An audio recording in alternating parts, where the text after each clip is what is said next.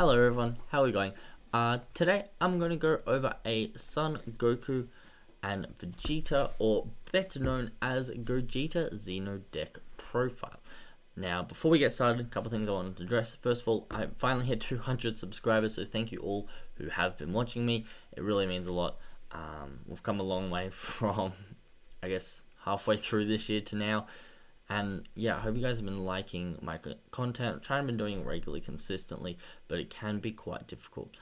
So your support always helps me make better and more videos. The second thing is I've noticed with me doing all these matte deck profiles as of late that it's been hard for you guys to see the cards and read the cards. So I've made a small adjustment, which was very noticeable, as you'll see once we switch over to the matte, but hopefully it makes it a lot easier for you guys to keep up with what I'm talking about if you don't know what all the cards do already. So let's just get right into it. So as you can see in the top left corner of the screen, we're going to have the picture of the card I am talking about. Sometimes it's going to be different art, don't be too stressed about that. So let's talk about it later. So on the front side is the Son Goku and Vegeta Xeno with the auto. When you play a battle card using a Union Fusion skill, you get to draw one card. When this card attacks, draw one, then add up to one card from your life to your hand. Activate main, send up to the top 5 cards from the top of your deck to your warp. That is a very good skill, which we'll go over later. Then awaken. If your life's at 4 or less, you may draw one, switch one of your energy to active mode, and flip this card over, as we will do right now. On the back side, auto once per turn. When you play a battle card using a Union Fusion skill, draw one card. When this card attacks, draw one card, then send up to the top 5 cards of your deck to your warp. So this second auto is like the on attack auto and the activate main on the front side combined into one. It's got to activate main, add up to one card from your life to your hand, choose up to 2 of your black battle cards with an energy cost of 1, and they gain 10k power until the end of your opponent's next turn. We play a lot of 1 cost battle cards in this deck, so giving them 10k power enables us to go a bit ham and go whack, which is very nice. But let's just get right on to the battle card. So as always, we're going to chuck this guy right next to my mic, and we're going to pick up the stack with all the battle cards that are played with the Union Fusion skill. So as you can see there on the screen, we are starting off with Ss3 Gogeta, Thwarting the Dark Empire, with 4 copies of this bad boy. It's got unique double strike, overwhelm 6 for 1 black, and a Union Fusion for 1 black, with a Son Goku Xeno and Vegeta Xeno. We barely ever use the overwhelm 6. I don't think I've actually ever used the overwhelm 6 while playing this deck, because it's a lot easier to fulfill the Union Fusion requirement. Permanent, you can choose battle cards in your warp when choosing cards to use this card's Union Fusion from your hand. If you do, place the chosen cards from your warp in your drop. So this permanent is on all the Union Fusion cards we play in this deck, but let me just explain it a little bit better for you. So Union Fusion is a skill that normally requires you to discard 2 cards from your hand with 2 battle cards from your hand, each of which fulfilling one of the character requirements of the Union Fusion skill. So in this case, it's a Son Goku Xeno and a Vegeta Xeno. And they must have the same power to go along with the theme of Union Fusion. Now, this permanent allows us to choose these cards from the warp to put it into your drop. So when you Union Fusion, so when you're playing Gogeta, using the Union Fusion skill from your hand, you can choose 2 battle cards from your warp instead of those 2 from your hand. However, you can also choose 1 from your warp and 1 from your hand if you don't have the 2 required in your warp, or if you're trying to just get more cards out of your hand for some reason. Don't know why you'd want to do that, but if you are, you can just get rid of them from your hand if you would like. Now, this card also has an amazing order. When this card attacks, you get a warp one of your opponent's battle cards. So quite good spot removal. 25k double strike that you can potentially play on turn 1. It's about a 25 to 30% chance that you actually get to play this guy on turn 1. Now, moving on, we have our 4 SS Gogeta. Not even SS, just Gogeta Fearless Fusion. It's a Union Fusion for 1 black, so same Union Fusion skill as Thwarting. However, you must have a black Saiyan only leader card, which we do. We do have a black Saiyan only leader card, so that is perfectly fine. Same permanent. This is a 16k blocker, and when this card is played, you get to choose one of your opponent's battle cards with an energy cost of 4 or less, ignoring barrier and send it to its owner's warp. It's a little bit of spot removal for pesky, annoying 1 to 4 drops, which is very, very nice.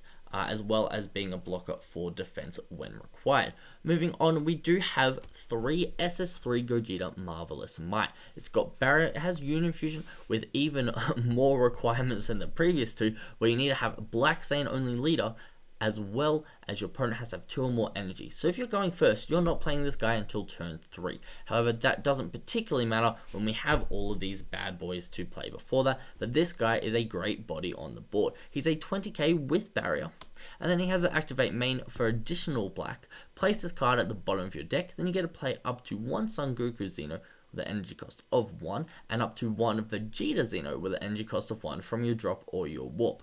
So as I was saying before, we do run a lot of 1-drops, and a lot of them are Gokus and Vegetas, which means this guy will enable us to get them onto the board for relatively cheap. So basically, you get to pay 2 energy in total. You get a 20k beta, which will replace itself, as well as 2 1-drops, so you don't lose cards in hand, and it's the same energy as just hard casting those 2 1-drops. So it's a very, very good battle card indeed in Marvelous Might.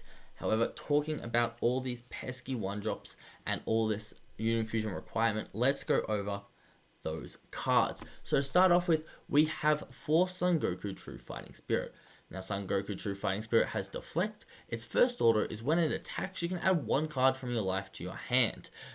And then Son Goku True Fighting Spirit gains 10k power. But the main reason we play this guy is the second order. Auto once per turn. If your leader card is a Black Saiyan card, when your opponent activates a counter skill, they choose 1 card in their hand and send it to the warp. While we are quite an aggressive deck, this allows us to be more aggressive by punishing our opponent for playing defensively. Now, in reality, what most people are scared to negate because of True Fighting Spirit on the board. However, if you think about it a bit more logistically, if I'm swinging with the 20k battle card, for you to get a combo out of it, that requires 2 cards from hand. If I have a True Fighting Spirit and I still swing that same 20k and you negate, that is also 2 cards out of your hand. So it doesn't... True Fighting Spirits aren't as scary as you may think. So do the maths before you decide to negate or not when you see a Son Goku True Fighting Spirit on the board. Now, the next card we have is we have 4 Son Goku Catastrophic Premonition. Catastrophic Premonition has unique double strike auto once per turn. When your opponent adds a card from their deck to their hand using a non-leader skill, this card gains 10k power until the end of your next turn. So, just to go over the maths behind this a little bit, if you play it on your turn and they draw a card, it becomes a 10k. Then if your opponent draws a card on their turn using a non-leader skill, he becomes a 25k. Then back on your next turn, if they draw another card using a non-leader skill, he goes up to a 35k double strike, with your leader being able to make him 45, and as we'll go over soon, Unison being able to make him a 55. So he's a very strong beater. It's always really nice to be able to have one of these on the board to swing with every turn to get a little bit more aggro pressure on. However, especially against green, there are a lot of cards that do answer 1-drops, so do be wary of that.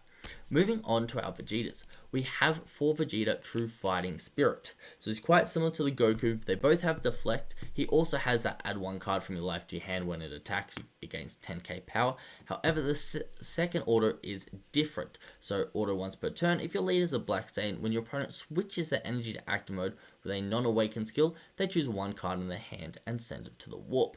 So Goku stops them negating. Vegeta stops them untapping. These 2 are really hard to deal with for a blue deck, but just any deck in general. These 2 cards stop them basically cheating with untapping energy or playing defensively. So it's very good combo, very, very punishing indeed. The other 1-drop Vegeta we do play is a Vegeta Catastrophic Premonition. So unique critical auto once per turn. When your opponent plays a battle card with an energy cost greater than their current energy using a skill, this card gains 10k power until the end of your next turn.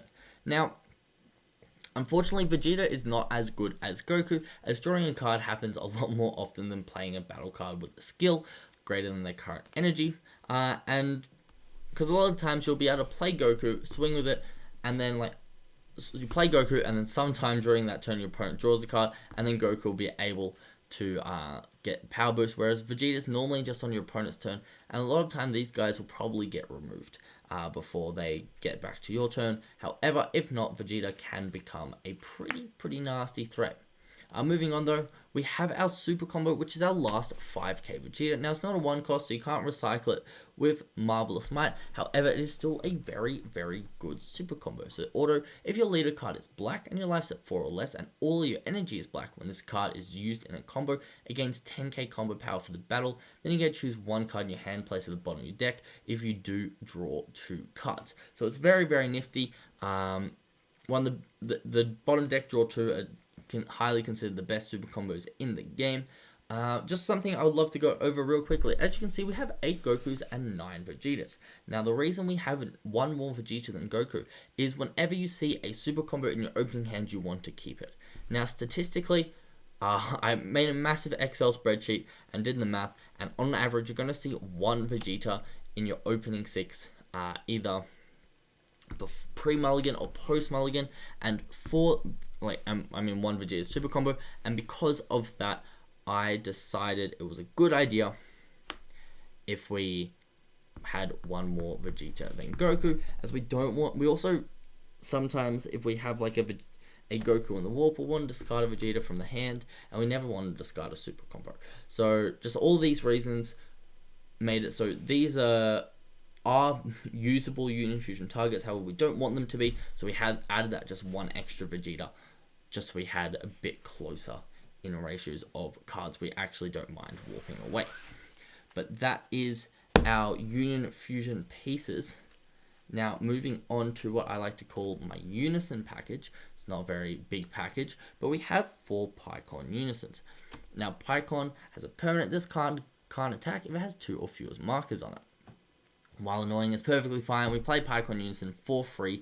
It can +1 on the turn it's played, and we've got another one in hand. We can simply slide it under so it can still attack. It's got to activate main, choose up to 2 of your black battle cards with an energy cost of 1, and they gain 10k power until the end of your opponent's next turn. So as you saw, we have a lot of 1-cost battle cards, and our leader can also take a life to give them 2 of them 10k. Pycon can give the same 2 or different 2 10k to either go wide or tall depending on your situation. So it is a very strong combo. The activate main is the +1 is the main reason we are using this. However, the -3 is also a very good effect. We get to play 1 black battle card with an energy cost of 6 and the Union Fusion skill from your drop area or your warp. Now, I'll probably get that off like once every second game. And there's a really nifty thing you can do with this -3, which I will explain in 1 second. But the -3 isn't as important as you may think, because Gogeta thwarting has unique. It's very rare you use a -3 to play Gogeta thwarting, and then the next best battle card to play is either your Fearless Fusion for defense or Marvelous Might for a little bit more offense. Either way, neither of them apply a bit too much pressure. However, the -3, I generally go for Marvelous Might because in addition with a combo that you can just do in general, that Marvelous Might helps the combo a little bit more. So let's talk about the Kai. Just real quick. So Kai, if your leader is a black Xeno only card and you place this card at the bottom of your deck from your warp, if you don't have a Unison card in play, choose 1 black Unison with no specified cost and 15k power in your hand or warp and play it with a marker on it. You can't play Unison cards for the turn. So this basically lets you cheat out Pycon. Now let's quickly go back over to Pycon. So what we can do with its -3 is we can swing with it, then -3 to play, for example, a Marvelous Might. Then now this is in our drop. We can then overrun, put it to the warp, use Kai's effect to play it again, and then swing with Marvelous Might, use Marvelous Might's effect to get 2 1-drops, and then plus up to give those 1-drops power to get even more swings in. So it is basically a cycle that you lost 0 cards in hand for, you tapped 1 energy, you got in total 4 swings of 15k power or better. That's a pretty unique combo to come across, and is something that can just apply so much pressure in any scenario. So it's very good. Your opponent will generally at least go -4 or like take a life or 2 in that kind of situation. So it is it's a very good combo, something to definitely be aware of. However, another card we do run with our Unison is we run 2 Haru. Let me just switch it so the foil's on top, because that's what matters in life, right? We run 2 Haru Haru Shun Shun Sister. So it's got a permanent. During your turn, if you have a black Unison card in play, this card gains 10k power and double strike. Now, just quickly, 5k combo power, 5k base. Besides that, the permanent's all it's got going for it. Now, if you have this Unison play, which you played for free using Kai, and you can tap 1 energy to get Haru Haru out, then it becomes a 15k double strike you got from 1 energy, which sneaks under Violent Rays. So because of our 1-drops and our Fearless Fusion, we can sneak under Violent Rays when required. So that is the first important thing to note. The second thing to note is you can use that same Unison that gave it 10k power for just existing to give it an additional 10k power to make Haru Haru Shun Shun Sister a 25k double strike we played for 1 energy. So in other words, it's basically just a thwarting that doesn't warp a card from your warp on your opponent's battle cards. And the fact it doesn't have unique quite easily can go up to 3, but for now it is a perfect 2 of in this deck that I would 100% recommend playing. Adds to the aggro element, adds to just like even just a mid-range version of the deck. It really just adds a lot of oomph. Moving on, we have our Overwhelms. So to start off with, we have 4 Unrelenting Assault Trunks. Sorry for the bit of a blurry image of Trunks, I couldn't find any super high-res scans. So Trunks has Overwhelm 3, pretty simple there. And then an order: when this card is sent to the warp from your battle area or your deck, you add it to your hand. So if we're using our leader effect, activate main on the front side or on the back side, the on attack order, and we warp Trunks from either that activate main or the auto, we then get to add Trunks to hand. So in theory, we could have 4 more cards in hand than we normally would if we weren't running these Trunkses, which is a lot of value. And I do mean a lot of value. Second of all, when we overwhelm with it, if we were to swing at the end of the turn, well, not even if we swing, if we're just overwhelmed with it, at the end of the turn, we do get it back as long as it's still on the field, because it's sent to the warp from the battle area, then you get to add it to hand. So it's very nifty. Generally, you're going to use this Trunks on turn 2 as an overwhelm, and then later in the game, you don't really use this Trunks. You use other overwhelms that we're about to show you, but it can still be used, and it's just a great charge target, because in the total, I think we only have 6 potentially cards with 0k, like with no combo power, so there's not too many cards that you want to charge over Unrelenting Assault Trunks. However, we do have 2 Son Goku Beyond All Limits. So this card I initially had in this deck as a 4 of. However, as time went on, I realized there aren't, just like the Pycon Unison, there aren't too many cards we actually really want to get back with Beyond All Limits. So I have been cutting Beyond All Limits out from a 4 of to a 3 of to just be down to 52. Recently went back up to 53 cards though, as I'll show you with the next overwhelm I'm about to show, to have, I guess, 8 overwhelms in total, 2 Beyond All Limits and 2 of another one, but let's just go Beyond All Limits. So it's the Overwhelm 6 at 30k, which is very nice. Has, if your leader is black, when this card is played using Overwhelm, add 1 card with an energy cost between 3 and 7 from your warp to your hand. So that's adding basically either, not many, it's basically all your Union Fusion targets, your Unrelenting Assaults, another Beyond All Limit, card I'm about to show you, and the card after that. So it's not adding too many targets, but getting a Gogeta back to play it is quite crucial if you don't have one in hand. But the other Overwhelm, which is honestly an MVP of the deck, I ran it in my top 4 deck from the last regionals, took it out for a bit while I was playing best of 3, but now still I'm maining it in best of 3 because it's such a good card, and in best of 1 of course you play it. Overwhelm 6 for 1 black. When this card is played using Overwhelm, your opponent can only attack with a battle card once during their next turn. So it's like a black Nimbus, so much pressure. You pay 1, you Overwhelm 6. Your opponent can only attack once with battle cards. And then it does have an unfortunate order: when this card is played, you can't play copies of this card during the next turn. But the amount of pressure that SS, Bardock, the Tenacious allows you to absorb is ridiculous. Being a 25k, that just stops the amount of attacks they have. Cannot speak more highly of Bardock the Tenacious. However, moving on to our main counterattack, we have 3 Supreme Kai of Time Labyrinth Unleashed. It is a simple negate and play this card. So this normally costs 3 energy. However, If you or your opponent have 3 or more cards in their warp, you get to reduce the energy cost of this card in your hand by 2. In auto, if your leader is black, when this card is played, using his counterattack skill, choose up to one of your opponent's battle cards and send it to its owner's warp. At the end of the turn, play any cards sent to the warp by the skill in their owner's battle areas. There is a very cool combo I'm about to show, but this card basically stops 2 attacks. So you negate the attack and then warp one of the battle cards. Total, you stop 2 attacks for 1 energy, and you still have 5k combo power on the board. So if they swing with 15k, it could potentially stop 3 attacks for 1 energy and 1 card in hand, which is very, very good value. Excuse me. Moving on, we do have 2 Super Kamehameha. Simple counterplay: if your leader is black and your life's at 4 or less, if the battle card being played has energy cost of 3 or less, sent to its owner's warp. Now the main cards we run Super Kamehameha in here for are Mecha Frieza, Robotic Repose, Oceanus, Topo, and any other floodgates of those natures. Unfortunately, your life does have to be at 4 or less. However, with the amount of self-awakening this deck has, being at 4 or less isn't super difficult. It also has a permanent: if you have only black cards in your energy and your life's at 4 or less, you can activate this card's counter skill from your hand by adding a card from your life to your hand instead of paying its energy cost.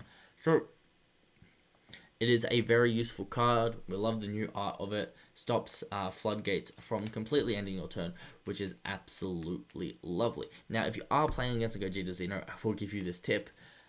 Don't ever, if you have 1 swing left and on 5 left, don't use that swing. Especially if you have a floodgate in hand, don't use that swing.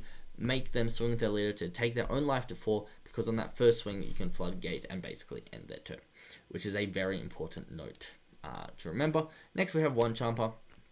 I only run One Champer because a lot of our big boys already have Double Strike, besides, of course, our Overwhelmers, our Haru Haru, which gains a lot of power, our Son Goku, Catastrophic Premonition, so we've got like our Haru Haru, our Son Goku, Catastrophic Premonition right there, and our Gogeta, Thwarting the Dark Empire.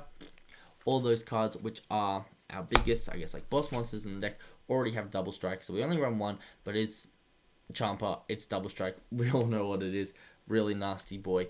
But moving on to the secret rare of the deck, Pan Time Patrol Maiden.